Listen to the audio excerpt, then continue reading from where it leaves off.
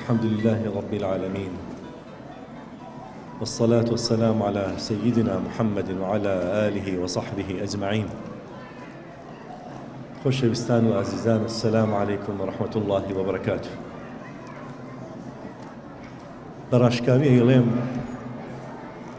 ئەڵێم ئەگەر پەروەردگار معجزەی گشت پێغەمبەران خەڵات بکا بە من، ئێستا بە بەرچاوی بەڕێستانەوە وەک ئیبراهیم پێغەمبەر عەلەیهی السەلات وەسسەلام بچمە ناو ئاگر و نەسووتێم، وەکو موسا عەلەیهی السەلات وەسسەلام گۆچانەکەی دەسم بکەمە ئەژدیهایەک جادووی گشت جادوگەران پوچەڵ بکاتەوە،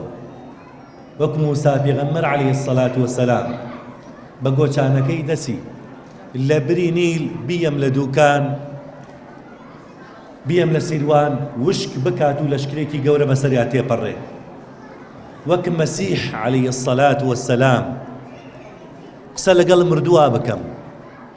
بە فەرمانی خوا مردوو زینو بکەمەوە، بە فەرمانی خوا کەڕ و کوێر و لاڵ چاک بکەمەوە،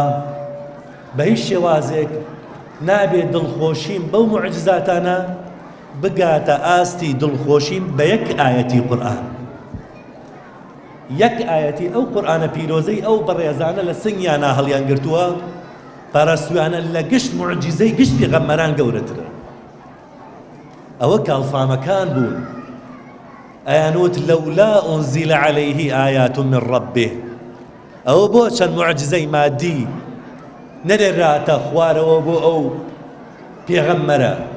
بۆ معجزاتی مادی نییە، داوای معجزاتی مادی ئەکەن، وەکو لە سوورەتی عنکەبووتا خوای گەورە لە وەڵاما فەرمێ ئەوەلەم یەکفیهم ئەنا ئەنزەلنا عەلەیکە الکیتابە یوتلا عەلەیهم، ئایا بەسیان نییە ئێمە کتێبێکمان پێ خەڵات کردوون، ئەو کتێبە گەورەترین کتێبە، پیرۆزترین پەیامە، هەمان کاڵفامان بوون ئەیانوت ولو أن قرآنا سيرت به الجبال أو قطعت به الأرض أو كلم به الموتى، قورآنێک بۆ دانابەزێتە سەر دڵی ئەم محەممەدە شاخی پێ ببزوێنی، یاخو زەوی پێ پارچە پارچەکەیت و لە تلەتکەی، یاخو قسەی پێ لەگەڵ مردووە بکەی، ئەو داماوانە نازان ئەم قورئانە يسير به الرجال بدل الجبال، پیاوی مردی پێ ئەجوڵێنرێ نەک شاخ، تصلح به الأرض بدل أن تقطع،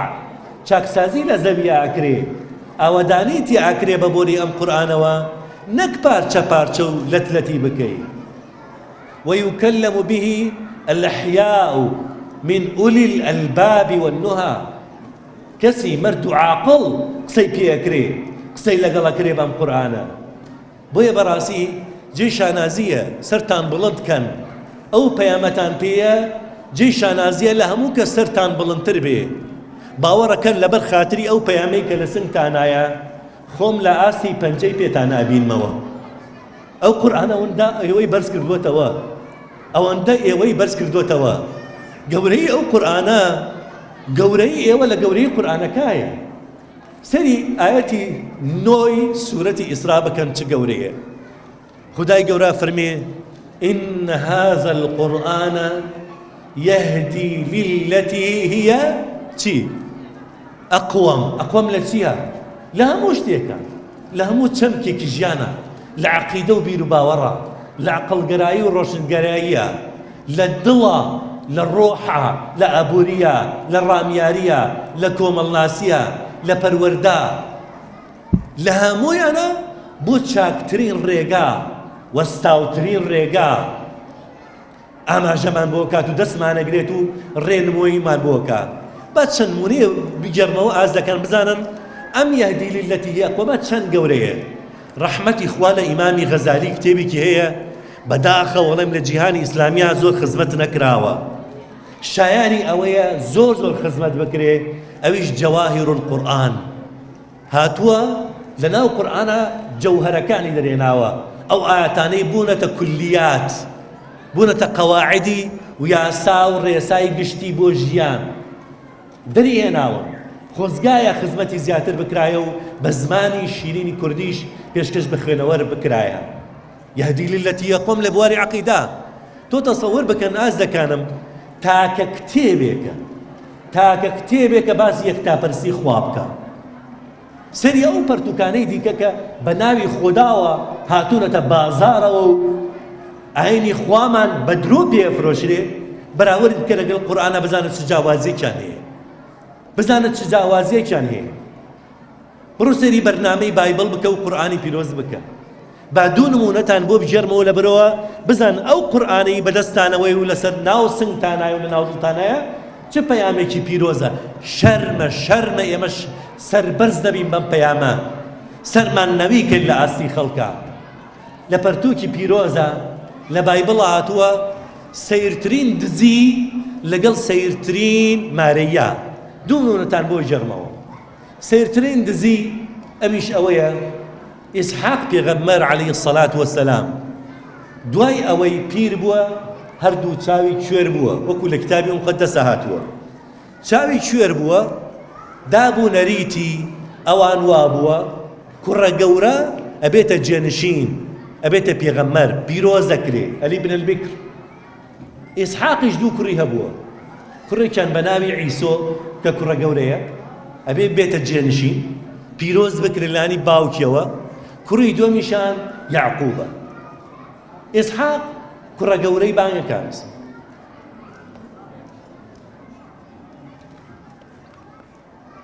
کوڕە گەورەی بانگا و پێڵێ بڕۆ ڕاوێ بکە لە بەرەوەی بگەڕێیتەوە ڕاوەکە بکەینە خێر و ئینجا پیرۆز دەکەم خەڵاتەکەم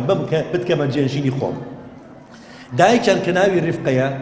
کوڕە بچووکی زیاتر خۆشەوێ یعقوبی زیاتر خۆشەوێ بە یعقوب بەڵێ بڕۆ فریاکەوە خەریکە پێغەمبەرایەتی لەدەست ئەسەندرێتەوە بیتە کۆیلە خزمەتکار بۆ عیسۆی برات ئەڵێ چی بکەم ئەڵێ بڕۆ هەر لە تەویلەکەی خۆمانە بڕۆ لە مەڕێک بزنێک شتێک بێنە حیوانێکی خۆمان بێنە بیبەرە پێشەوە دەنگی خۆت بگۆڕە بڕۆ لای باوکت خۆ باوکت نادبینێ دەنگە بگۆڕە بڵێ من عیسۆم بەڵکو پیرۆزە بکە ئەویش ئەڵێ دایجان عیسۆی برام کەسێکی کوڵکنە تووکنە منیش کەسێکی بێتووکم بێموم ئەویش ئەڵێ جاچیە بڕۆ پێسی بزن بدە لە دەست ئەمە لە سفری تەکوینە وەکو چۆن ئەڵێ لە یەکەم سوورەتی کتابی مقەدەسە کە بە درۆ نسبەتی دراوەتە لای خودا و مەسیحی و جوولەکە شانەزی پێوەکەن بالفعل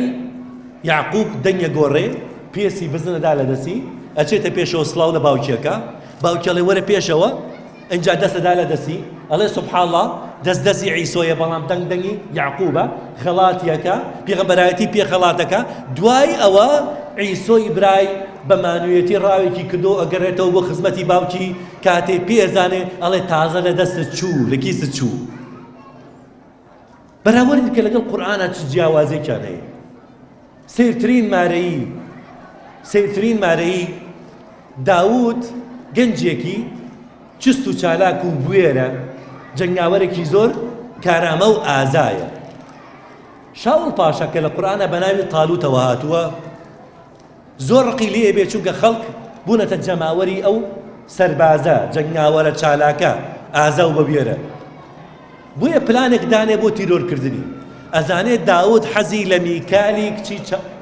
شاول پاشایە ئەزانێ حەزی لە کچەکەیەتی بۆیە بانگەکە پێڵێ ئەگەر مارەیەکە بۆ دانێم ئەو مارەیەم بۆ بێنی میکالی کچم خەڵاتەکەم بە جەنابەت مارە لێەکەم ئەویش ئەڵێ چییە؟ ئەڵێ بڕۆ 11 فەلەستینی بکوژە زەکەریان ببڕە و بیخەرە گونیەکە و بێنە بۆ من وەکو مارەیەک لەبەرەوە هەوڵێ بێ بۆ کوشتنی بڕاتە لای فەلەستینەکان بیکوژن جاویش ئەڵێ ئەوە چییە؟ ئەڕواتە لای فەلەستینەکان لە بری 200 کوژێ 200 زەکەری فەلەستینیە بڕێت و لە گونیەکە ئەی خاتە بەردەمی شاوڵ پاشا و کچەکەی لێسەنێ بەراوردی کە لەگەڵ قورئانە چ جیاوازێکیان هەیە إن هذا القرآن يهدي للتي هي أقوم لكوتايدا هر أو نعلم سري أو جوهر قرآنيانه بكن بزانن چه جوهرك لچه برنامهك يدوزيتوا خدای گەورە باسی ژنومێر دەکا کاتێ لێکە ترازێن لێک جیا بنەوە ژنومێردێک بەستەنها مارە بڕاوە لێ يعني ئەوە چێژیان لە یەکتر وەرنەگرتووە ئەوەندە خزمەتی یەکدیان نەکردووە کەچی قورئانە فەرمێ وەلا تەنسەو الفەضڵ بەینەکم ئەوە گەوەرێکە لە گەوهرەکانی قورئان خدای گەورە فەرمێ ولا تبخسوا الناس أشياءهم سری ئەو گەوەرە قورئانیە بکە لا تبخسوا الناس أشياءهم بەرنامەی بۆ ژیان لا تبخسوا الناس أشياءهم حزبەکان نەگرێتەوە لا تبخسوا الناس أشياءهم بازرگانان نەگرێتەوە لا تبخسوا الناس أشياءهم مەلاکان نەگرێتەوە بانخوازەکان نەگرێتەوە ئەبینێ بانخوازێکی دیکە شتێکی دیکەی پێیە چاکترە لەو ئەبێ دانی حەقی پێدا بنێ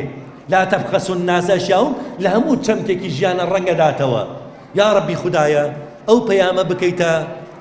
پێشەنگێک بۆ ئەم گەنجانە و بۆ هەمومان یا ربی خدای ئەو گەنجانەی کە قورئانیان لەبەر کردووە بۆ خاتری ناوە جوانەکانە بیان کەیتە جوانترین پێشەنگ بۆ مرۆڤایەتی خوای گەورە دەستی بە باڵ و بەڕەحمەت و بەرەکەتی نوری حکمەوە بگرێ زیاتر پڕی بکە لە خێر و نور و حکمەتە آمین آمین والحمد لله رب العالمين وصلى الله وسلم وبارك على سيدنا محمد وعلى آله وصحبه أجمعين